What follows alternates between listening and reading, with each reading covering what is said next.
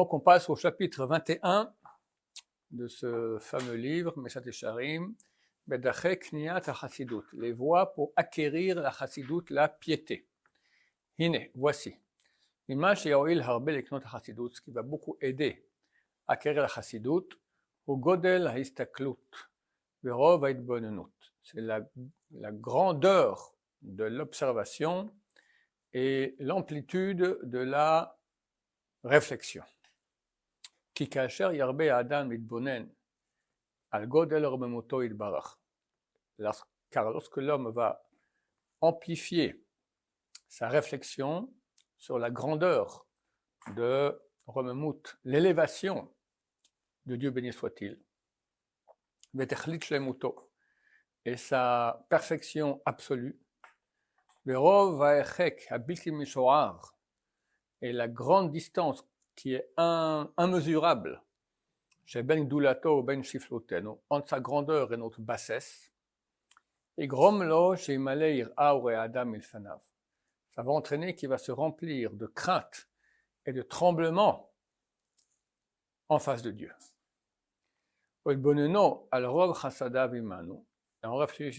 réfléchissant à la multitude de bontés que Dieu a avec nous, Val Godel Avato et Barach l'Israël, et la grandeur de l'amour qu'il a pour le peuple d'Israël.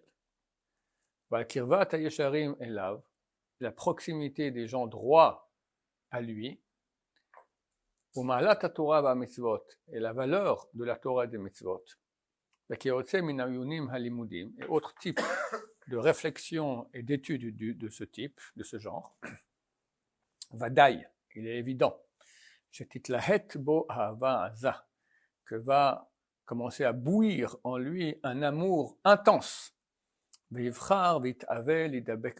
choisira et il aura envie d'adhérer à lui, béni soit-il.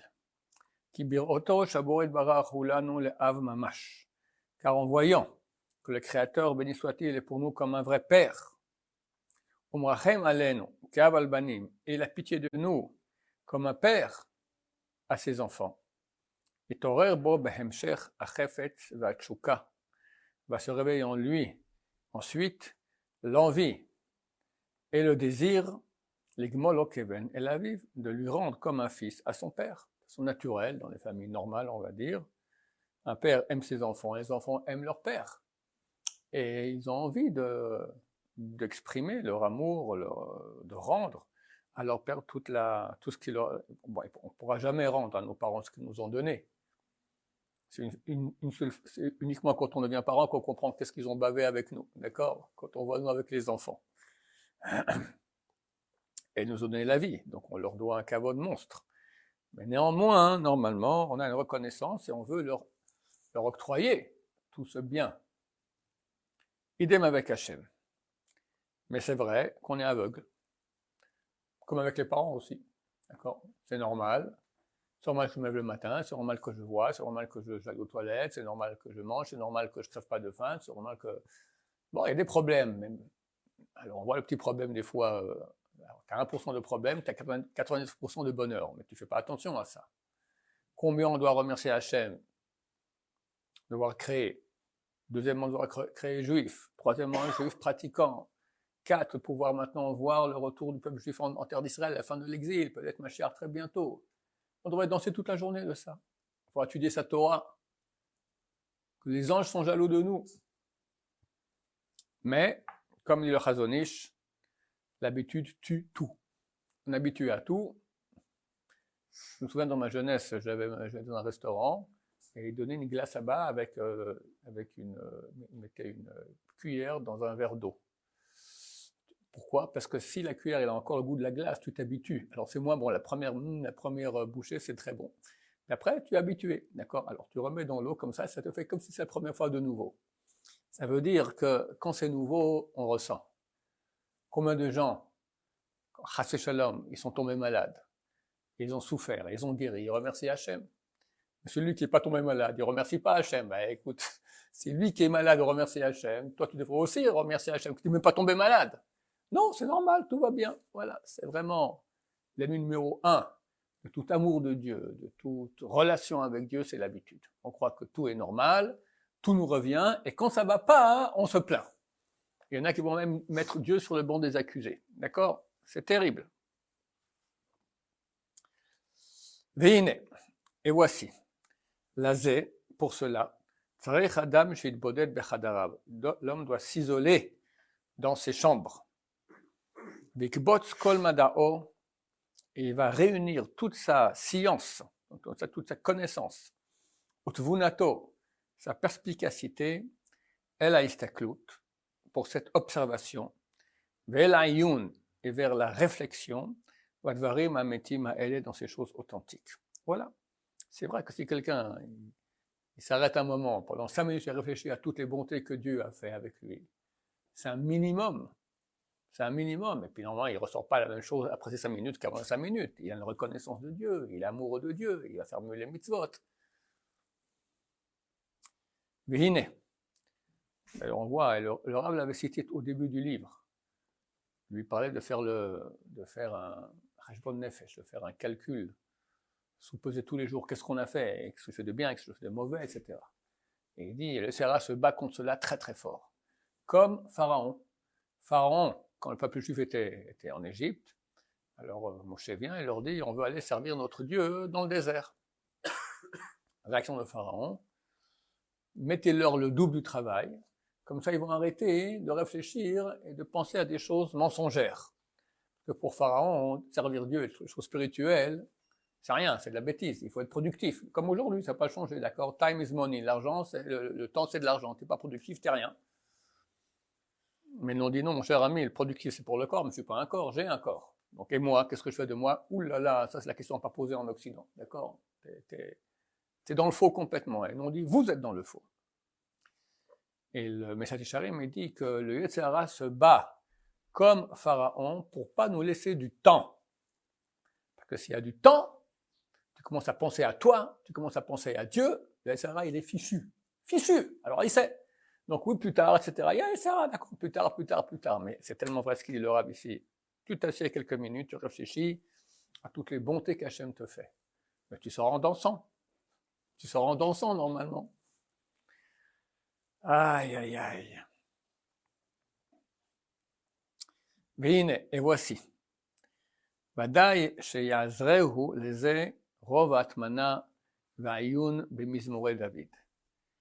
Et voici, il est évident que ça va l'aider dans cela, la grande fréquence de la réflexion dans les mizmorim, dans les chants du roi David à l'Avshalom sur la paix. C'est marrant, on a fait un cours sur les Tehillim justement dernièrement.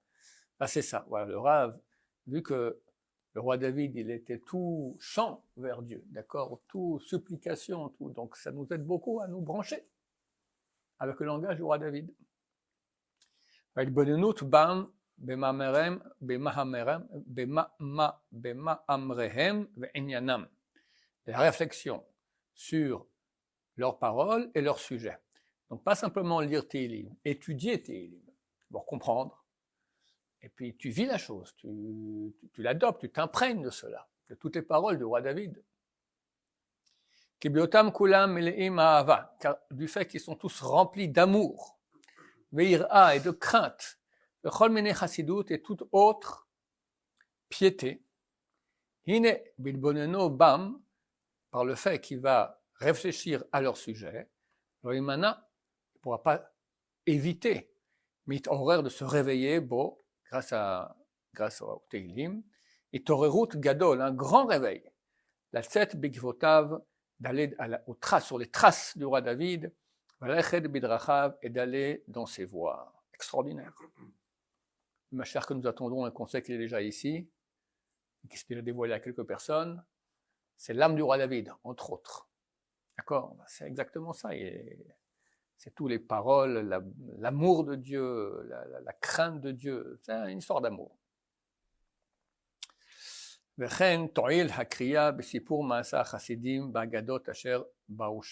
De même, nous aidera dans ce sens à acquérir la piété, la lecture des histoires, des actions des chassidim, des pieux.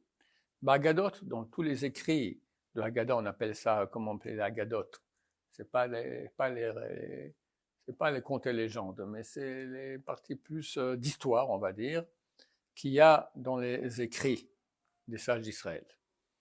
Qui kol elle ma'orerim et sechel, car toutes ces choses-là réveillent notre esprit et tiaetz à prendre conseil et à faire comme leurs actions, anermadim, ces actions qui sont attirantes. Vous allez me voir, c'est clair.